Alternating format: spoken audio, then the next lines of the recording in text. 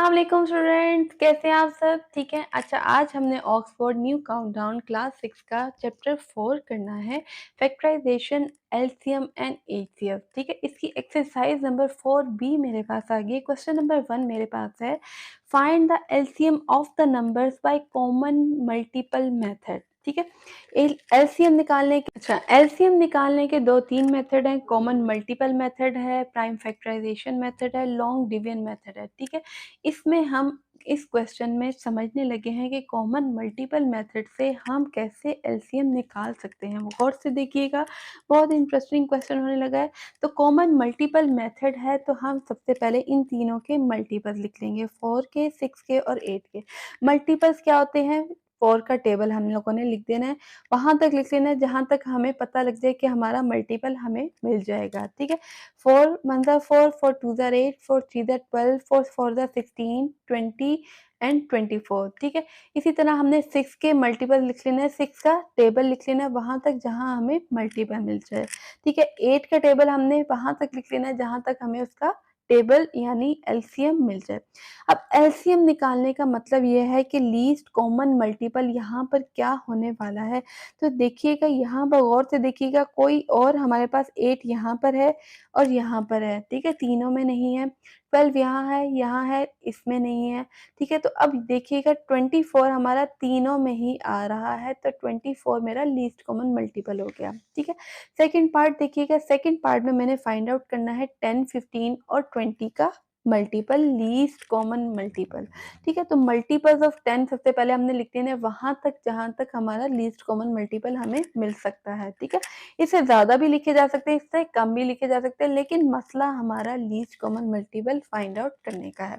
ठीक है, इसी तरह हमने 15 का टेबल लिख लिया वहां तक जहां तक हमें मिल सकता है, जहां तक हम एलसीएम फाइंड आउट कर सकते हैं। फिर हमने 20 के सारे मल्टीपल्स लिख लिए वहां तक जहां तक हम एलसीएम फाइंड आउट कर सकते हैं। ठीक है, तो एलसीएम हमारे पास क्या आ जाएगा, 60 तीनों में कॉमन आ रहा है, तो हमारे पास एलसीएम क्या हो जाएगा, 60 हो जाएगा। तो लीस्ट कॉमन मल्टीपल हमें पता लग गया कि वही है जो इन तीनों का मल्टीपल है, वही हमारा लीस्ट कॉमन मल्टीपल है। ठीक है, इसके साथ ही आ जाते हैं हम अपने पार्ट क्वेश्चन नंबर 2 पर। ठीक है, क्वेश्चन नंबर 2 मेरे पास है, find the LCM of the numbers by prime factorisation method. अब यहाँ पर आ गई हमारी प्राइम फैक्टराइजेशन। ठीक है, इसको हम कैसे सॉल्व करेंगे? देखिएगा, फर्स्ट पार्ट मेरे पास है 45, 75 एंड 125। इसको मैंने कैसे सॉल्व करना है? By prime factorisation. अब मैं क्या करूंगी, 45 को भी अलग ले लूंगी, 75 को भी ले लूंगी और 125 को भी अलग ले लूंगी। ये प्राइम फैक्टराइजेशन होने जा रही है। प्राइम फैक्टराइजेशन का मतलब ये होता है कि किसी नंबर को आपने उसके प्राइम फैक्टर्स में कन्वर्ट कर देना है, डिवाइड कर देना है उसको प्राइम फैक्टर में। प्राइम नंबर्स कौन से होते हैं? जो सिर्फ 1 पर और अपने टेबल पर डिविजिबल होते हैं। इतनी बात समझ लीजिए। फिर यहाँ पर देखिएगा, ये सारे नंबर्स हमारे पास प्राइम फैक्टर्स हैं, इसके 125 के भी, 75 के भी और 45 के भी। तो सबसे पहले हम छोटे टेबल से आपने ट्राई करना है। लास्ट में 5 है, तो इसका मतलब ये 3 पर डिवाइड होगा या 5 पर डिवाइड होगा। ठीक है, 2 पर डिविजिबल नहीं है।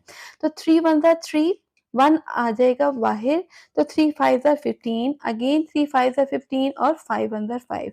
इसी तरह हम 75 का कर लेंगे, 3 2 ज़ा 6, यहाँ पर हमारे पास क्या बच गया, 1 बच गया।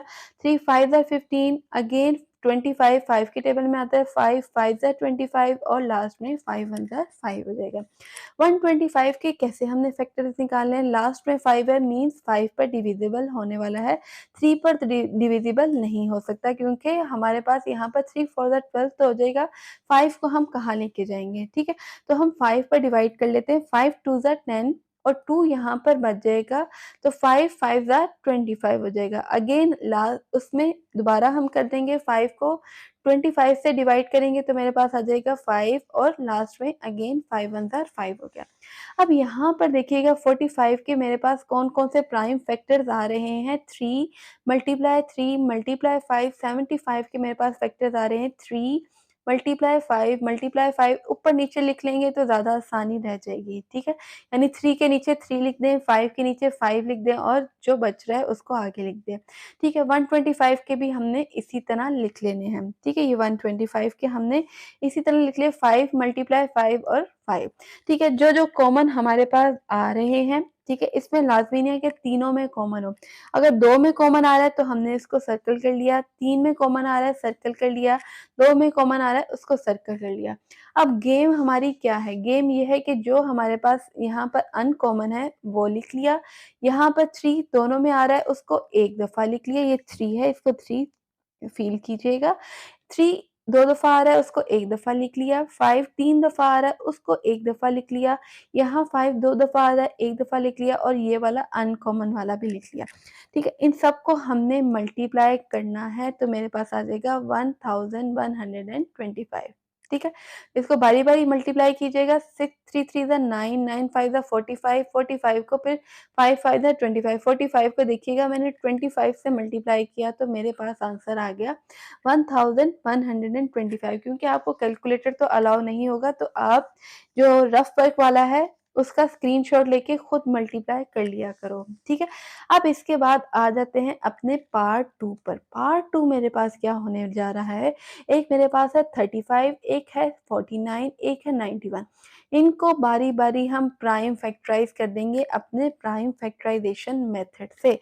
तो यहाँ पर 35 का सबसे पहले हमारे पास 5 पे डिविजिबल है क्योंकि लास्ट में 5 है। 5 7 ज़ा 35 और लास्ट में 7 हमारे पास प्राइम नंबर आ गया है तो हम 7 को उसी टेबल पे ही डिवाइड कर देंगे। फिर 7 हमें पता है 49 7 के अलावा किसी और टेबल पर डिविजिबल नहीं होता, तो हम 7 पे डिवाइड कर देते हैं। 7 7 ज़ा 49 और 7 1 ज़ा 7 हो जाएगा। 91 के हम इस तरह फैक्टर्स निकाल लेते हैं। लास्ट में देखिएगा हमारे पास यहाँ पर क्या है, लास्ट में 1 है। तो हम सबसे पहले 3 पर ट्राई करके देखेंगे, नहीं हो रहा तो हम 7 पे ट्राई कर लेते हैं। तो 7 1 ज़ा 7, 9 में से हम 7 माइनस करेंगे तो आ जाएगा 2, फिर 7 3 ज़ा 21 और 13 हमारे पास प्राइम नंबर है अपने टेबल पर और 1 पे डिविजिबल होता है तो 13 1 ज़ा 13 हो जाएगा, ठीक है? अब 35 के हमने जो फैक्टर्स बनाए थे 5 मल्टीप्लाई बाय 7 वो लिख लिया, 49 के फैक्टर्स जो बनाए थे 7 मल्टीप्लाई बाय 7 लिख लिया, 7 के नीचे 7 लिखेंगे तो आसानी हो जाएगी, 91 के भी हमने 7 मल्टीप्लाई बाय 13 लिख लिया। अब जो अनकॉमन है, सबसे पहले जो कॉमन है उसको हमने सर्कल कर लिया, 7 और 13 अनकॉमन है और 5 यहाँ पर अनकॉमन है। 5 इन तीनों को हमने एक दफ़ा लिख लिया, अनकॉमन वाला 7 यहाँ आ गया और ये आ गया हमारा 13। इन तीनों को हम मल्टीप्लाई करेंगे तो मेरे पास आ जाएगा 3185 3185, ठीक है? इसको आप ये भी बुला सकते हो 3185 भी कह सकते हैं, ठीक है? इसके बाद जल्दी से आ जाते हैं अपने पार्ट 3 पर। पार्ट 3 देखिएगा मेरे पास क्या होने जा रहा है। बिल्कुल भी घबराना नहीं है, बहुत आसान क्वेश्चन है, बहुत आसानी से समझ जाएँगे, ठीक है? क्वेश्चन मेरे पास क्या है 42, 48 एंड 56। सबसे पहले हम 42 के प्राइम फैक्टराइज़ेशन कर लेते हैं। 2 के टेबल पर डिविजिबल हो सकता है क्योंकि लास्ट में 2 है, ठीक है? तो हम क्या कर लेंगे 2 से इसको डिवाइड कर देंगे तो 2 2 ज़ा 4, 2 1 ज़ा 2 हो जाएगा। अब 21 किस टेबल पर डिविजिबल है? लास्ट में मेरे पास क्या आ रहा है? लास्ट में मेरे पास 1 आ रहा है। तो हम सबसे पहले 3 के टेबल पे ट्राई करेंगे। 3 7 ज़ा 21, 7 1 ज़ा 7। फिर हम 48 के फैक्टर्स बना लेते हैं। 2 2 ज़ा 4, 2 4 ज़ा 8, 2 12 ज़ा 24, 2 6 ज़ा 12, 2 3 ज़ा 6 और लास्ट में 3 1 ज़ा 3 हो जाएगा। ठीक है? इसके बाद हम 56 के प्राइम फैक्टर्स बना लेते हैं। 2 2 ज़ा 4, 5 में से 4 माइनस किया तो 1 बच गया। 18 बन गया, 2 8 ज़ा 16, अगेन 2 14 ज़ा 28, 2 7 ज़ा 14 और लास्ट में 7 1 ज़ा 7 हो जाएगा, ठीक है? इतनी बात समझ आ गई। अब इनको बारी-बारी हमने इस तरह इस फॉर्म में लिख लेना है। जो कॉमन आ रहा है उसको हम सर्कल कर लेंगे, 2 में भी कॉमन आ रहा है उसको भी सर्कल कर लेना, ठीक है? अब 7 यहाँ पर भी आ रहा है, बजाए कि मैं इस तरह बनाती मैंने इसको दोनों को यहाँ पर कंबाइन कर दिया, ठीक है? और 3 दोनों में आ रहा था, उसको लिख लिया। सबसे पहले जो कॉमन आ रहे हैं उसको एक दफ़ा लिखा, ये भी कॉमन आ रहा है उसको एक दफ़ा लिखा, ये कॉमन आ रहा है, 2 कॉमन आ रहा है, तो हमने इसको एक दफ़ा लिख लिया। 3 दोनों में कॉमन आ रहा है तो उसको हमने एक दफ़ा लिख लिया। और मेरे पास यहाँ पर अनकॉमन वाला 2 था, ठीक है? और 7 दोनों में कॉमन आ रहा है तो उसको हम एक दफ़ा लिख लेंगे, ठीक है? अब इन सबको हमने मल्टीप्लाई कर देना है तो मेरे पास आंसर आ जाएगा 336। अगर तो कैलकुलेटर आपको अलाउ तो बिल्कुल भी नहीं है, ठीक है? तो मल्टीप्लाई करके यह मेरे पास यहाँ पर जो मैंने रफ वर्क किया हुआ है इसको ज़रूर गौर से देख लिया करो। इसको आपको इसकी मल्टीप्लिकेशन में सॉल्व करने में आपको बहुत आसानी होगी इसकी, ठीक है? अब देखिएगा 4th पार्ट मेरे पास क्या होने जा रहा है। 4th पार्ट मेरे पास है 28, 35, 56 एंड 84। सबसे पहले हम 28 के प्राइम फैक्टर्स बना लेते हैं। 2 14 ज़ा 28, 2 7 ज़ा 14 और लास्ट में 7 1 ज़ा 7 आ जाएगा। फिर हम 35 के प्राइम फैक्टर्स बना लेते हैं। 35 के प्राइम फैक्टर्स बनाने के लिए सबसे पहले देखिए लास्ट में मेरे पास 5 है, तो मीन्स ये 5 पर डिविजिबल होने वाला है।